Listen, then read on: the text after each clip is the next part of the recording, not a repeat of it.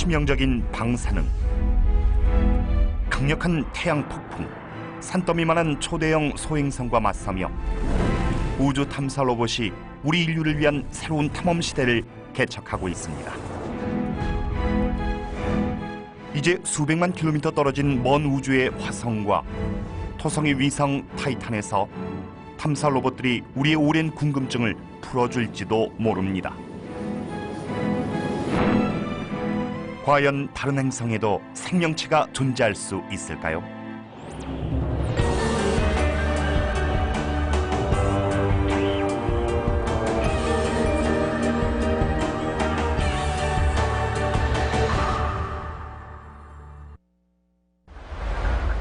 (1950년대) 우주시대가 열린 이래 인류는 200대가 넘는 탐사선을 우주로 보냈고 수백만에서 수억 킬로미터 떨어진 우주에서 이 놀라운 탐사선들은 우리의 눈과 귀가 되주었습니다. 그리고 다른 행성의 주위를 공전하거나 외계 위성에 착륙해 우주의 모습을 상세히 보여주었습니다. 또한 위성과 희성, 심지어 태양에서 표본을 채취해 돌아왔습니다. 이 정교하고 복잡한 기계들은 발사 시에 엄청난 충격뿐 아니라 우주의 혹독한 추위와 방사능을 견뎌내야 합니다. 태양계의 커다란 의문을 풀려는 과학자들을 돕기 위해 말이죠. 우주 탐사 로봇은 세대를 거듭할수록 더욱 발전했습니다. 이제 수십 년간의 설계 기술과 실험 결과가 축적된 가장 야심찬 탐사 임무 2개가 진행되고 태양계에서 지구와 가장 흡사한 천체 2개를 탐험합니다. 화성은 춥고 대기도 거의 없으며 치명적인 방사능으로 가득하지만 생명의 필수 요소인 물이 존재할지도 모르는 몇 안 되는 행성 중 하나죠. 하지만 크고 정교한 탐사 로봇 2대를 4억 8천만 킬로미터 가까이 날려보낸 후 외계 행성에 착륙시키기란 거의 불가능에 가까운 과제입니다.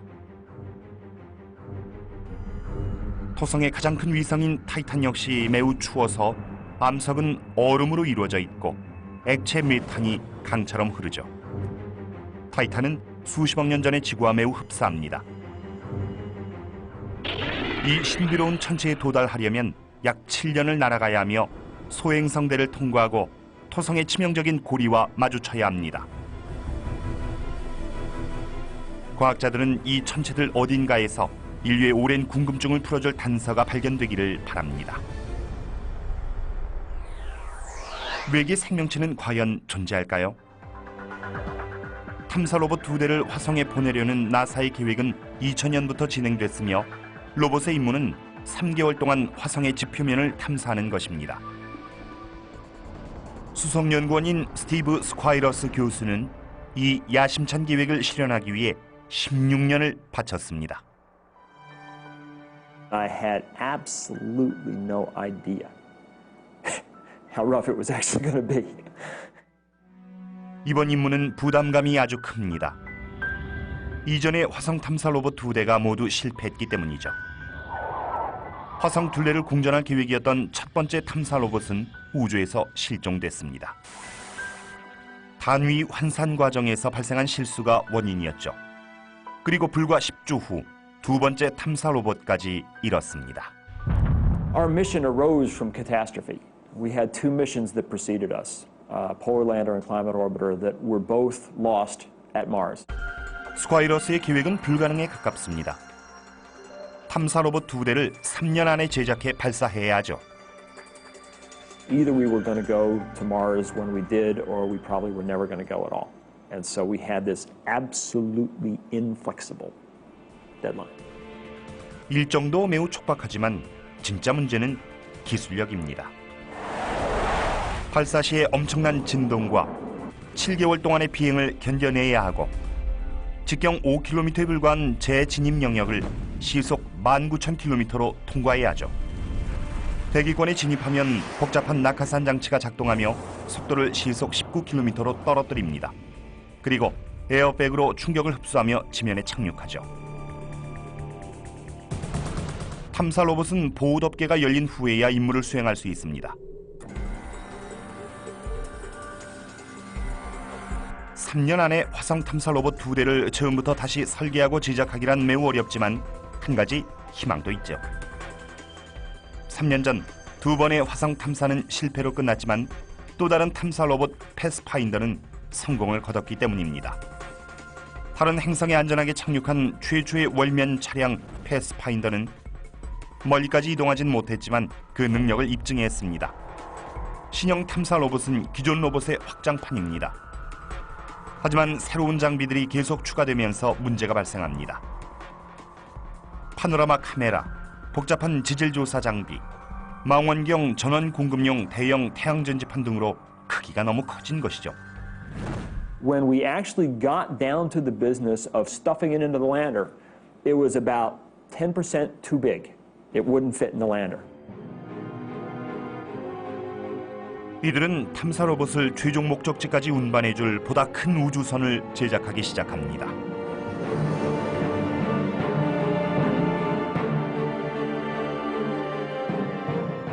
다음으로 탐사 로봇의 능력을 검증해야 합니다. 2년 동안의 설계와 조립 과정을 거친 끝에 실제로 작동하는 탐사 로봇이 첫 선을 보입니다.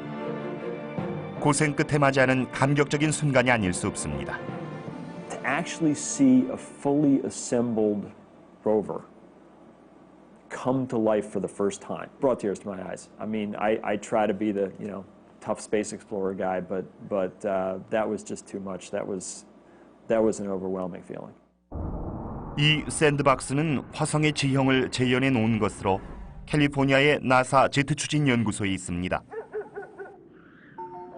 연구원들이 원하는 시료와 영상을 확보하려면 탐사 로봇은 영하 120도의 추위 속에 먼지와 암석으로 뒤덮인 험난한 지형을 수 킬로미터씩 이동해야 합니다.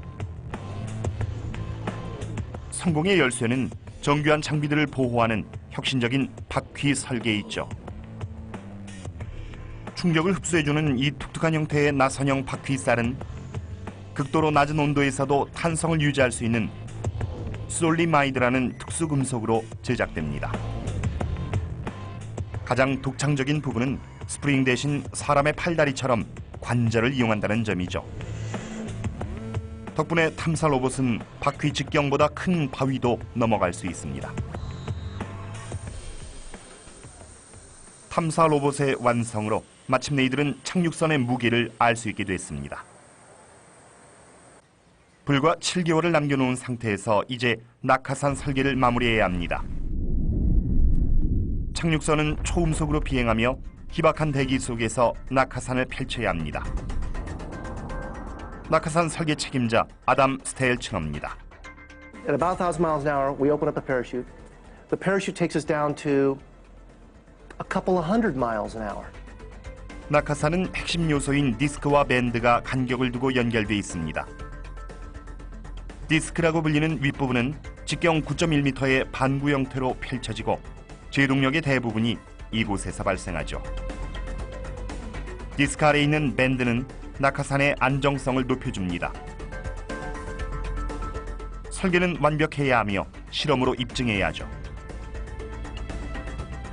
문제는 화성 대기권으로 진입할 때의 엄청난 속도를 재현하기가 쉽지 않다는 점입니다. 그래서 실제 착륙선보다 4배나 무거운 3,600km의 추를 매달아 낮은 속도를 보상합니다. 낙하산은 지구에서 1억 6천 km 떨어진 곳에서 완벽하게 작동해야 합니다. 이들은 시누코 헬기를 동원해 실험용 추를 900m 상공으로 들어 올립니다.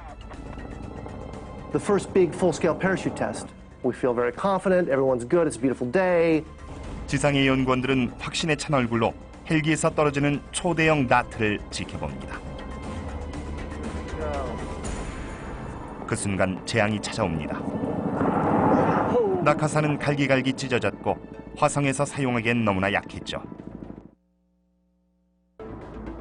낙하산의 크기나 강도를 늘릴 수는 없습니다. 우주선에선 무게가 중요하기 때문에 낙하산은 작은 가방 안에 들어가야 합니다. 그래서 이들은 디스크와 밴드의 크기, 천의 재질 등을 변경한 3종류의 낙하산을 준비합니다. 시간 절약을 위해 이들은 캘리포니아 북부 나사 아메스 연구소에 있는 세계 최대 풍동에서 낙하산을 실험합니다. 초대형 송풍기는 대형 풍동 안으로 공기를 빨아들여 강한 바람을 일으키죠. 이제 터빈이 작동하고 새로 설계한 낙하산을 전개합니다. 이번엔 낙하산이 제대로 펼쳐지지 않았습니다. 반은 펼쳐지고 반은 접히는 현상인 스퀴딩이 발생한 것이죠. 이들은 뜻밖의 좌절을 맛봅니다. 실험이 끝난 후 문제점을 발견했습니다. 맨 윗부분의 구멍이 적정치보다 컸던 것이죠. 시간이 촉박한 이들은 구멍의 크기를 손으로 줄이고 다시 실험합니다. 처음엔 스퀴딩 현상이 발생하지만 이내 활짝 펼쳐집니다. 드디어 화성의 희박한 대기 속에서 우주선의 속도를 떨어뜨릴 수 있는 낙하산이 완성됐습니다. 탐사 로봇과 우주선이 발사 준비를 거의 끝마친 2003년 5월. 계획 전체를 위협하는 새로운 문제가 발생합니다. 비행 도중엔 작은 볼트와 케이블로 탐사 로봇을 고정합니다. 하지만 발사를 불과 몇 주 앞두고 나사를 제거하는 작은 폭약에 결함이 있을지도 모른다는 사실이 발견됩니다. They're little explosive devices that cause a solar panel to deploy or an arm to deploy or something that allow these things to separate from the vehicle. 이 폭발 장치에 문제가 있다면 계획 전체가 취소될 수도 있습니다. 문제를 발견한 시점이 너무나 안 좋았습니다. 발사 예정일은 코앞으로 다가왔고 로켓은 이미 발사대로 옮겨졌죠. This could threaten the whole mission. If we're not able to launch these things now, it may not make sense to ever fly them.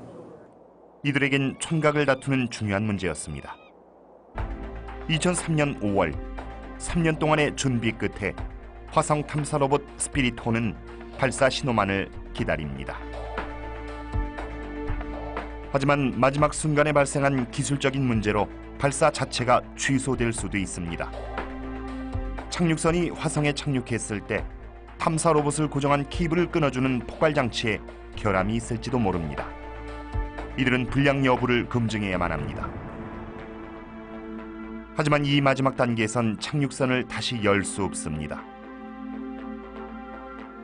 유일한 해결책은 시험 단계에서 사용했던 케이블 절단용 폭발 장치를 찾아내 불량 여부를 확인하는 것이죠. 이 장치가 제대로 작동한다면 착륙선에 설치한 새로운 장치도 정상이라고 말할 수 있습니다. 기계공학자 코비 보이킨스는 이전에 사용했던 폭발 장치를 찾아내야 했습니다. Some were at the lab here at the Jet Propulsion Laboratory. Some were at the Kennedy Space Center. Some were put away in closets. Some tests were done early enough that those pieces had been removed from the rovers early on in testing and put in a box, and that box was put in a cabinet. 시간이 촉박한 상태에서 이들은 폭발 장치 수십 개를 찾아냈고 일일이 검사한 결과 불량품은 단 하나도 없었습니다. 발사대에 있는 2단계 로켓에 연료를 주입하는 동안 마지막 문제가 드디어 해결됐고 나사는 발사를 허락합니다. It went right down to the wire. There were many, many times during the development of our spacecraft when I didn't know if we would make it. I mean, 3 days before launch, I didn't know if we would make it. 마침내 스콰이러스 교수는 16년 동안 꿈꿔왔던 순간을 맞이합니다. 가장 야심에 찬 화성 탐사 로봇 오퍼튜니티와 스피릿을 우주로 발사하는 순간이 다가온 것입니다. 첫 번째 주인공은 스피릿입니다. Standing there on the beach in Florida, I didn't know if we had done enough or not. I didn't know if these things were going to die before they did their jobs. 발사는 매우 위험한 단계입니다. 수백만 달러에 달하는 공학 기술의 결정체가 한순간에 사라질 수도 있죠. There's anxiety, there's anticipation, there's like excitement, happy excitement and dread. It's all balled up. 탐사 로봇은 약 38,000m에 달하는 로켓 연료 위에 놓여 있습니다. 로켓은 폭발력을 억제한 폭탄이나 마찬가지고 발사 단계는 안전을 보장할 수 없죠. 발사는 초일기에 들어가고 기술자들은 초조하게 기다립니다. 15. Electronics go. And hydraulics go. Gotta remember to breathe. Gotta remember to breathe. The moment up to the point where they actually light the rocket, where the fire actually starts, you're sort of sitting there and it's sort of quiet anticipation. You're just ready for it to go. T-minus 10, 9, 8, 7, 6 green board, 5, 4, 3, 2, 1. Hit start and liftoff of the Delta II rocket carrying the Spirit from Earth to planet Mars. Load relief kit crate is in. Vehicles responding. Vehicles recovering very nicely from the liftoff transients. We're approaching Mach 1.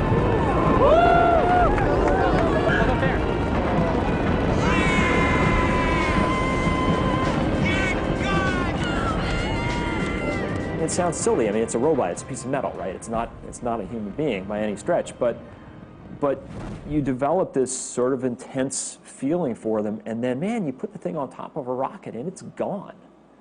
And you realize, I'm never going to see this thing again. And we're out there hoping it's going to go, hoping it's going to go. Boom, it goes. Glorious, you know, because it's thundering. Continual rolling thunder, the likes of which you've never heard. 한 달 후, 스콰이러스 교수는 가족과 함께 스피릿을 만나러 떠나는 오퍼튜니티를 지켜봅니다. 이 탐사 로봇들은 대장정을 떠납니다.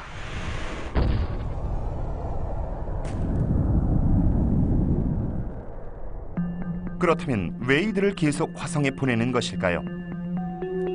그 이유는 물 때문입니다. 화성 주위를 돌았던 이전 탐사선들은 오래전 물에 깎여 형성된 지형의 흔적을 찾아냈습니다. 협곡, 강바닥, 심지어 바다까지. 그리고 물이 있는 곳엔 생명이 있을지도 모릅니다. 지구에서도 발견되는 이런 흔적들은 의심의 여지가 없죠. 행성 지질학자 필 크리스텐슨 교수는 물이 지면을 침식하는 과정을 연구하고 있습니다. From orbit, we can look down from above and see the entire planet. So, just like in a helicopter, you get a totally different view than if you're down walking on the surface. 하늘에서 본 이 풍경은 물이 현재 애리조나의 지형을 어떻게 깎아냈는지 보여줍니다. On Mars, the landscape is very similar to this. Some of the canyons form by very rapid floods, where canyons larger than these can form in a matter of days. 수백만 혹은 수십억 년 전에 형성된 화성의 이 지형들은 흥미로운 가능성을 제시합니다. 우리 지구에서 물은 생명의 진화를 가능하게 만든 중요한 물질이었습니다. 그렇다면 화성에서도 가능하지 않았을까요? 단순한 생명체라도 한때 이곳에서 번성했었다면 물이 있는 곳에선 우주 어디에서나 생명이 시작될 수 있다는 걸 의미하며 생명은 어디에나 존재할 수 있습니다. 반면 화성에 생명체가 없었다면 생명체가 사는 행성은 지구밖에 없을지도 모릅니다. 착륙선 2대는 호수였을 것으로 추정되는 지역에 착륙할 계획이며 물이 화성의 지형을 어떻게 변화시켰는지 조사할 것입니다. 어쩌면 이들이 찾아낸探索가 인류의 가장 큰 의문을 풀어줄지도 모릅니다. 과연 화성엔 어떤 형태로든 생명체가 존재했을까요? 이 의문을 풀려면 먼저 착륙선이 위험한 우주를 횡단하며 약 4억 8천만 킬로미터를 날아가야 합니다. 이 대장정의 첫 3개월은 순조롭게 진행됩니다. 하지만 관제센터는 몇몇 불길한 소식을 전달받습니다. 우주환경센터의 과학자들은 태양에서 다량의 방사선이 방출됐다는 사실을 발견했습니다. 관측 이래 최대의 태양면 폭발로 엄청난 방사선이 정교한 탐사 로봇을 향해 날아가고 있습니다. 태양면 폭발은 매우 강력해서 인공위성을 떨어뜨릴 수도 있고 전력망을 마비시킬 수도 있죠. The biggest solar flare in recorded history happened while we were on our way to Mars. It's just the kind of luck that we had with this mission. If there could be plagues of locusts in space, it would have happened to us. 탐사 로봇은 항성의 위치를 보고 항해합니다. 스콰이러스와 연구팀은 항법 장치가 태양 방사선을 항성으로 잘못 판단하지 않을까 걱정합니다. 이것은 치명적인 결과를 낳을 수도 있죠. 탐사 로봇은 경로를 벗어나 화성에 도착할 수 없습니다. 관제사들은 이 문제를 해결하기 위해 태양의 위치로 항해하는 예비 항법 장치로 전환합니다. 또 다른 걱정거리는 태양면 폭발로 탐사 로봇의 메모리가 손상되는 것이죠. 이들이 할 수 있는 일은 그저 기다리는 것뿐입니다. 폭풍이 지나간 후 이들은 손상 정도를 확인하기 위해 컴퓨터를 재가동합니다.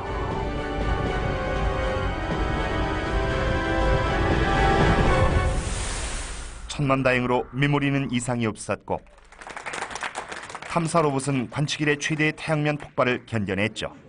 It turns out that our spacecraft was more robust than most. 위험을 뚫고 약 4억 8천만 킬로미터를 날아간 끝에 첫 번째 탐사 로봇 스피릿은 전체 임무에서 가장 위험한 착륙 과정에 들어섭니다. 착륙 과정은 또 다른 독창적인 기술인 에어백을 활용합니다.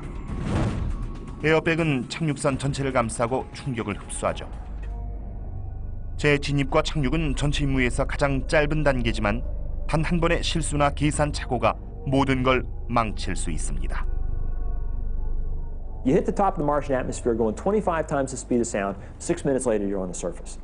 It's a hell of a ride. It's been called the 6 minutes of terror. 2004년 1월 25일 우주선은 총알보다 20배나 빠른 속도로 화성의 대기권과 충돌합니다. 속도는 시속 1400km까지 떨어지죠.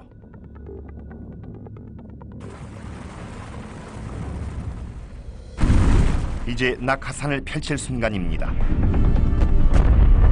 과연 제대로 펼쳐졌을까요? 관제소는 초조하게 신호를 기다립니다. 몇 분이 흘러가고 마침내 희미한 신호가 잡힙니다. 착륙선은 재진입선과 연결된 줄에 매달린 채 지면으로 하강합니다. 이제 관제소는 에어백이 작동하며 무사히 착륙하기만을 기다려야 하죠. It has to be able to take an impact at freeway speeds running into a pile of rocks. 마지막으로 착륙 직전 역추진 로켓이 작동하며 충격을 완화시켜 줍니다. 관제소는 다시 한번 신호를 기다립니다.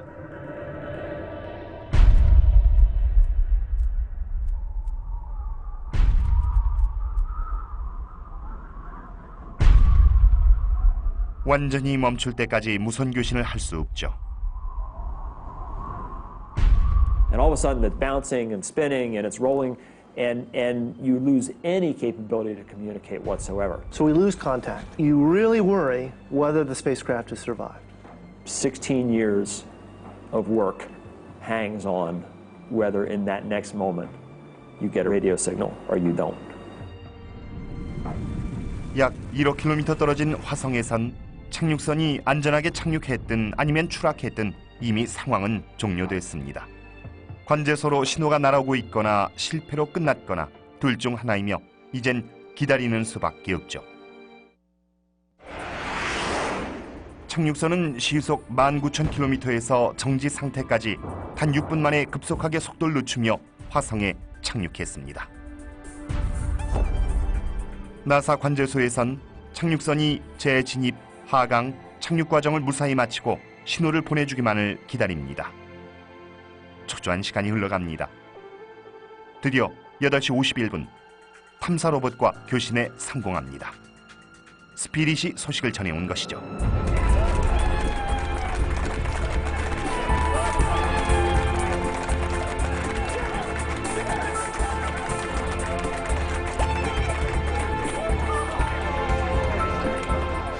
An interplanetary hole-in-one, without a doubt. 하지만 탐사 로봇이 임무를 수행하려면 한 가지 난관을 더 넘어야 합니다. 탐사 계획을 벼랑 끝까지 몰고 갔던 소형 폭발 장치가 고정용 케이블을 끊으며 제대로 작동할까요? 아니면 최고의 기술이 집약된 탐사 로봇이 착륙선 위에 발이 묶인 채 평생을 보내야 할까요? 모든 일이 계획대로 진행됐다면 탐사 로봇은 스스로 결박을 풀고 태양 전지판과 파노라마 카메라를 전개할 것입니다. 그리고 첫 번째 사진을 관제소로 전송할 것입니다.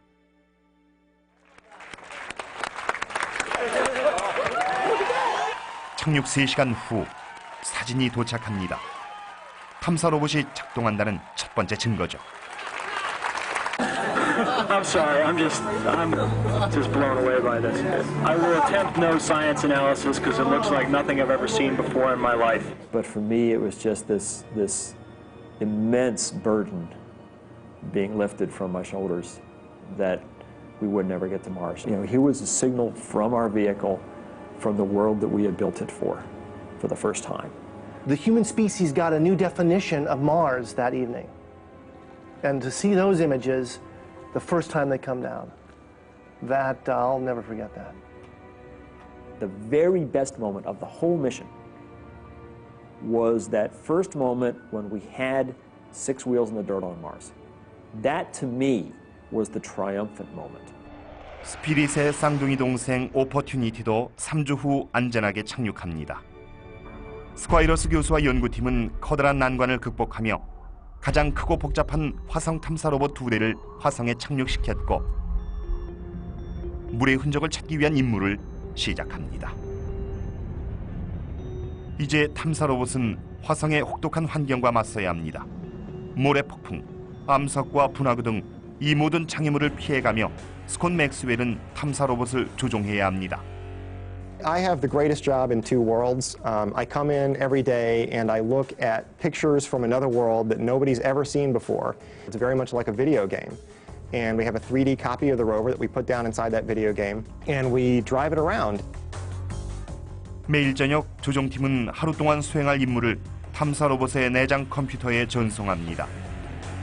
태양 전지판에서 생성한 전기론 하루 4시간밖에 가동할 수 없으며 이 시간 동안 최대 100m를 이동할 수 있죠. 하지만 대부분은 그렇게 멀리까지 가지 않습니다. 도중에 멈춰 서서 흥미로운 암석과 토양을 조사하기 때문이죠. 탐사 로봇은 카메라를 이용해 암석과 분화구 같은 장애물을 피해갑니다. As they're driving along, they can take pictures of the world and reason about what's in it. They can figure out what the world looks like in 3D and find a safe path. 오퍼튜니티는 임무 수행 8일 만에 흥미로운 형태의 돌과 마주칩니다. 연구팀은 작고 둥근 이 돌을 블루베리라고 이름 붙였죠. 지구에서 블루베리처럼 생긴 돌은 보통 물속에서만 만들어집니다. 그렇다면 이곳이 한때 호수였다는 증거일까요? 지질학자 마조리 차는 그렇다고 믿고 있습니다. 마조리는 만약 화성에 한때 물이 있었다면 이런 형태의 지형지물을 발견할 수 있을 것이라고 이미 예상했었습니다. When the rovers sent back those first images from Opportunity, we saw those balls and we just went crazy. 연구팀은 기쁨에 휩싸이고 물의 흔적을 찾아 나선 임무는 결실을 거둡니다. 그리고 더 많은 증거가 나타납니다. 탐사 로봇은 물이 있을 때만 만들어지는 2가지 광물, 침철석과 철백반석을 발견합니다. 드디어 40년간의 탐사 끝에 화성의 암석 위로 한때 물이 흘렀다는 확실한 증거를 확보했습니다. Oh, I think the evidence is overwhelming that they have evidence for water on Mars. 지구에서 물은 생명을 의미합니다. 지금도 화성에 물이 흐르고 있다면 미래의 화성 탐사에서 생명체를 발견하지 못할 법은 없습니다. 하지만 물만 있다고 생명이 탄생할 수는 없으며 유기 화합물이 섞인 용액도 있어야 하죠. 지구에선 약 40억 년 전 생명체가 처음 탄생했고 그 이후 지구는 전혀 다른 세상이 됐습니다. 초기 지구의 환경을 연구하기 위해 과거로 돌아갈 수는 없지만 다른 천체에서 당시의 환경을 연구할 수는 있죠. 토성의 위성 타이탄은 태양계에서 행성과 비슷한 대기를 가진 유일의 위성입니다. 하지만 1980년이 돼서야 이 대기의 구성 성분이 밝혀졌죠. 보이저 1호 탐사선이 토성을 지나면서 놀라운 사실을 발견했기 때문입니다. 타이탄의 대기는 지구 생명체를 형성했던 것과 비슷한 유기물질을 다량 함유하고 있었습니다. 타이탄은 생명체가 처음 탄생했던 40억 년 전의 지구와 똑같은 단계에 있는 것일까요? Going to Titan in some respect is like time travel. 하지만 토성의 신비로운 위성에 도달하는 것은 화성 탐사보다 훨씬 어렵습니다. 화성까진 7개월이 걸리지만 토성까지는 7년이 걸리죠. 또한 소행성대뿐 아니라 그 폭이 26만 5천 킬로미터에 달하는 토성의 고리를 피해가야 합니다.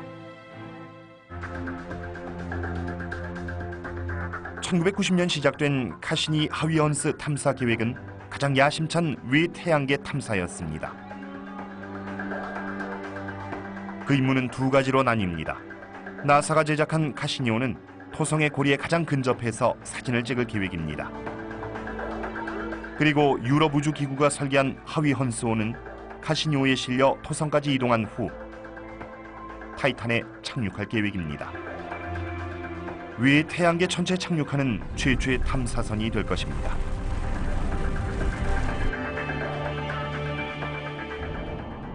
영국 방송통신대학의 존 자네키 교수는 하위헌스호의 수석 연구원 중 한 명이죠.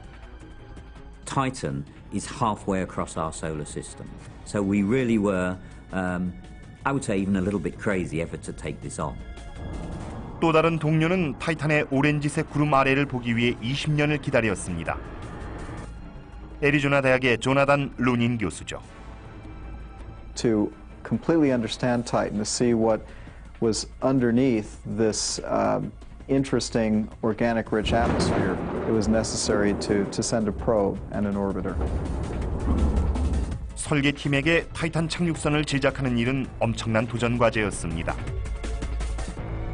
타이탄의 대기는 매우 짙어 지표면을 볼 수가 없습니다. 착륙하기 전까진 타이탄의 구성 성분조차 확실히 알 수 없죠. 자네키 교수와 연구팀은 작은 스파이크를 설계했고 착륙 시 이 스파이크가 비밀에 쌓인 지표면에 박힐 것입니다. 타이탄의 지표면에 닿는 첫 번째 장비인 셈이며 분석을 위해 관측 자료를 지구로 전송할 것입니다.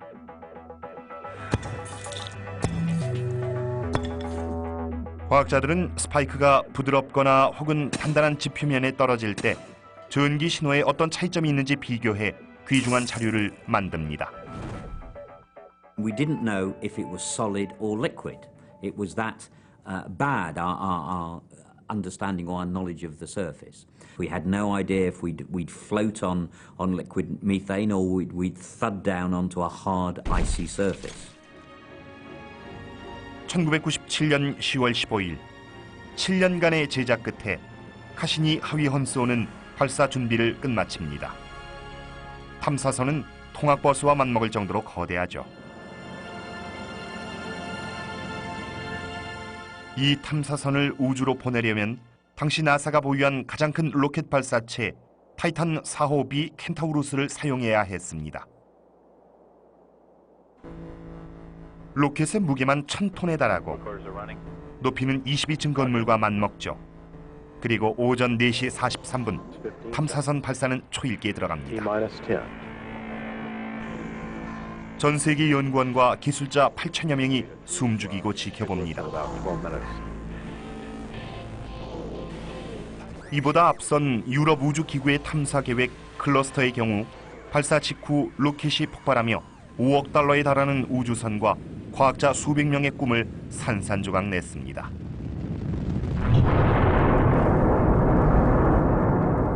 이들은 그저 지켜보며 기도하는 수밖에 없습니다.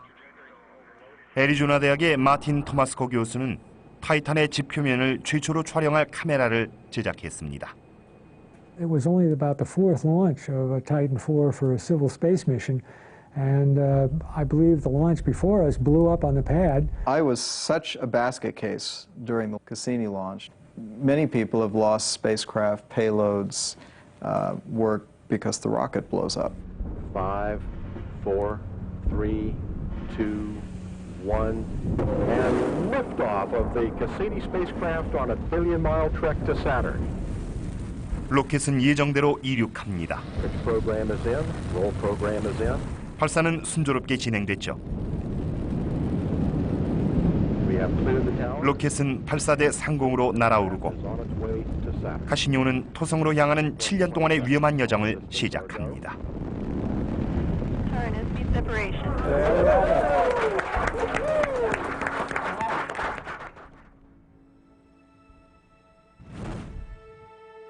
카시니오는 금성, 지구, 목성의 인력을 이용해 토성까지 날아갈 수 있는 추진력을 얻습니다.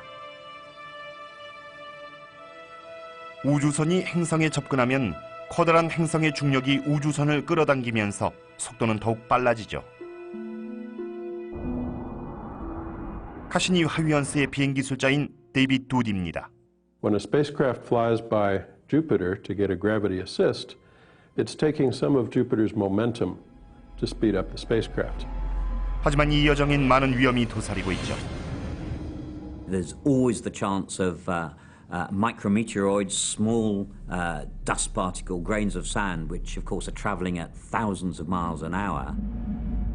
다음 장애물은 아름답지만 치명적인 토성의 고리입니다. 이제 사상 최대의 우주 탐사선은 바위와 얼음으로 가득한 영역을 통과해야만 토성의 위성 타이탄에 도착할 수 있습니다.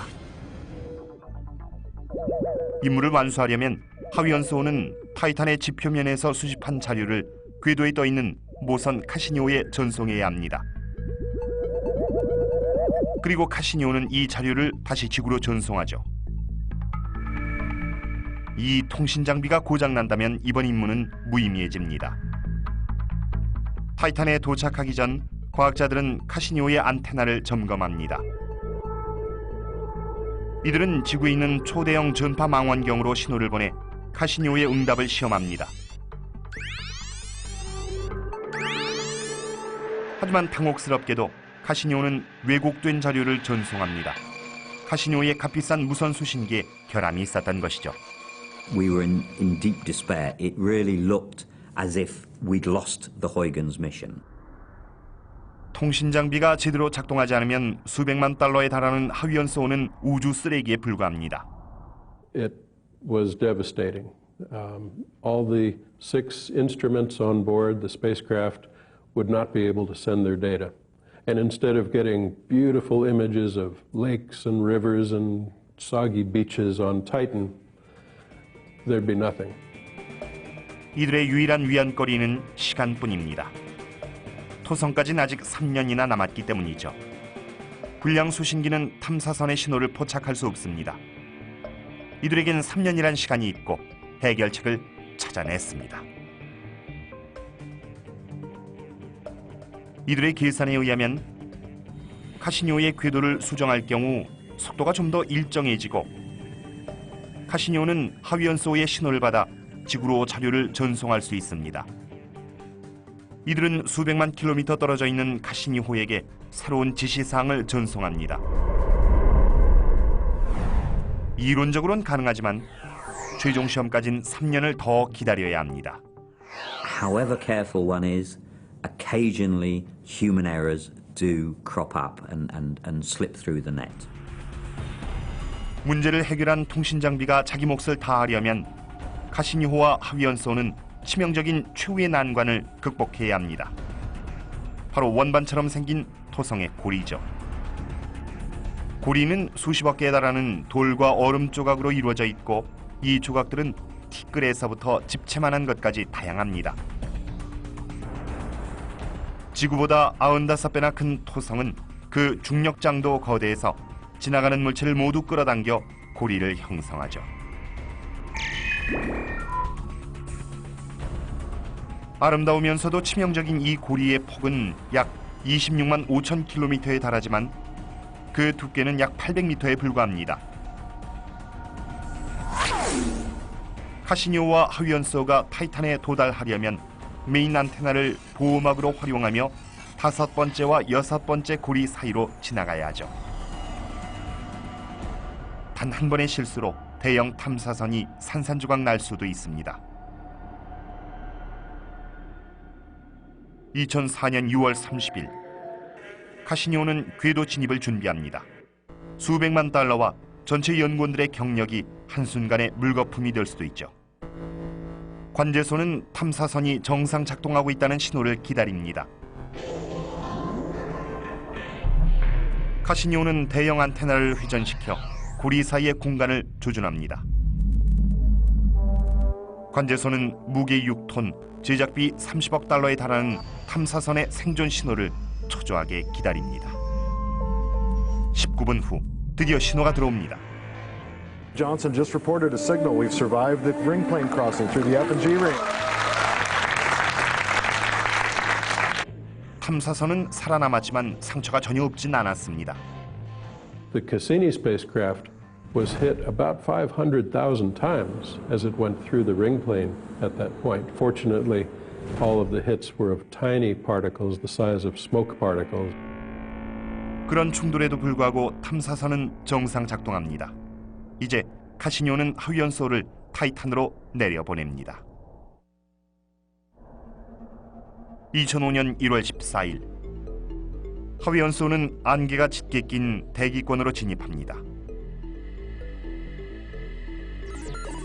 내장 카메라는 비밀에 쌓인 이 위성의 첫 번째 사진을 촬영할 것입니다.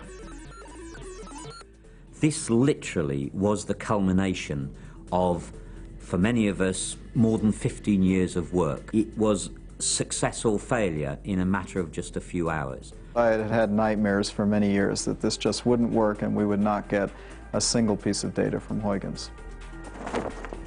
에어백을 사용하는 화성 착륙선과는 달리 하위연소는 낙하산만으로 속도를 떨어뜨려야 합니다. 세 차례에 걸친 낙하산 전개로 시간을 벌며 구름 아래 펼쳐진 타이탄의 최초 모습을 촬영해야 하죠. 하지만 재진입과 착륙의 순간이 가까워질수록 위험도 커집니다. 하위연소는 4시간 후에야 카시니호와 교신할 수 있고 안전한 착륙을 확인할 수 있죠. 그때까진 성공을 기원하면서 기다릴 수밖에 없습니다. 하지만 뜻밖에도 카시니호를 추적하던 전파 망원경 하나가 착륙한 지 1시간이 지난 하위연소의 신호를 직접 포착합니다. 카시니호가 신호를 중계하기 3시간 전에 말이죠. 신호는 매우 약하지만 하위연소가 타이탄에 무사히 착륙했다는 증거입니다. The strength of the signal received on the Earth from Huygens was unbelievably small. I think it's something like the equivalent to putting a mobile phone on the surface of the moon. 하위연소는 타이탄에서 지구로 직접 신호를 전송했고 외 태양계 전체에 착륙한 최초의 탐사선이었습니다. 하위연소는 착륙에 성공했지만 아직 자료는 전송되지 않고 있습니다. I'd been preparing for this for many years, and I think because one always knew that it might fail, we might receive no data, I'd sort of prepared some sort of emotional barrier in case it didn't work. 3시간 후 카시니호가 신호를 보내기로 한 예정 시각에서 피를 말리는 7분이 지나갔고 토성의 가장 놀라운 위성에서 보낸 자료가 관제소로 들어오기 시작합니다.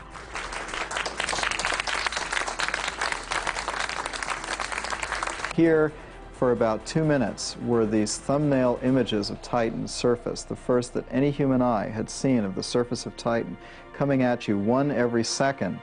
And so it was this incredible emotional experience, and people were screaming as these pictures came through for about 2 minutes. 첫 사진은 하위연소가 하강하면서 찍은 사진인데 타이탄의 풍경은 지구와 비슷해 보입니다. 카메라의 해상도는 휴대전화 카메라보다 떨어지지만 사진은 매우 상세해서 지구의 지형과 다른 점을 확인할 수 있을 정도죠. We're pretty certain that it's the equivalent of sand or gravel. But in the case of Titan, the sand and gravel is not made of rocky material, stony material like it is on the Earth. The bedrock on Titan is ice. 한편 우주에선 카시니호의 적외선 카메라가 새로운 사실을 밝혀냈습니다. 타이탄의 지표면에서도 지구의 용암과 화산 같은 지질 활동이 일어나고 있었죠.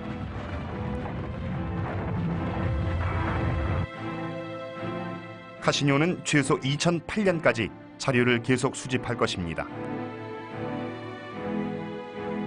이때까지 과학자들은 이 낯선 세계에 대한 새롭고 놀라운 사실들을 배워나가고 약 40억 년 전 지구의 생명체를 탄생시켰던 화학 물질에 대해 더 많은 것을 알게 될 것입니다.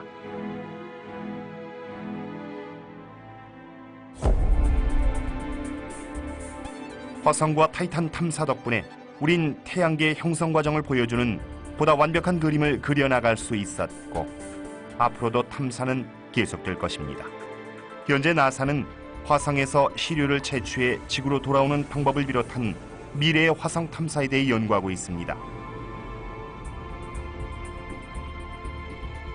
심지어 비행선 형태의 탐사선을 타이탄에 보내 자료를 수집하는 방법까지 생각하고 있죠.